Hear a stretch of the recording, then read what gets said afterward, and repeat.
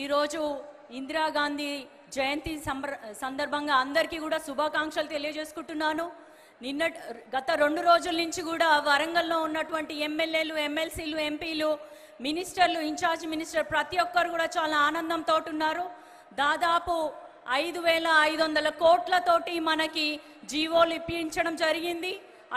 నా MP election అప్పుడు మన హానరబుల్ సీఎం రేవంత్ రెడ్డి గారు ఏదైతే ప్రామిస్ చేసినారో అది ఒక్కొక్కటిగా నెరవేరుస్తున్నారు. మామ్నూర్ ఎయిర్పోర్ట్ విషయంలో కానీ, అండర్ గ్రౌండ్ డ్రైనేజ్ విషయంలో కానీ, ఐఐఆర్ లేదా ఓఆర్ఆర్ ఇట్లా చూసుకున్నట్టయితే మెగా టెక్స్టైల్ పార్క్కి సంబంధించి ప్రతి చోట కూడా ఎక్కడ కూడా ఒక అడ్డంకులు ఉండొద్దని చెప్పి జియోలతో పాటు మేము వచ్చాము, చేశాము, నిరూపించాము.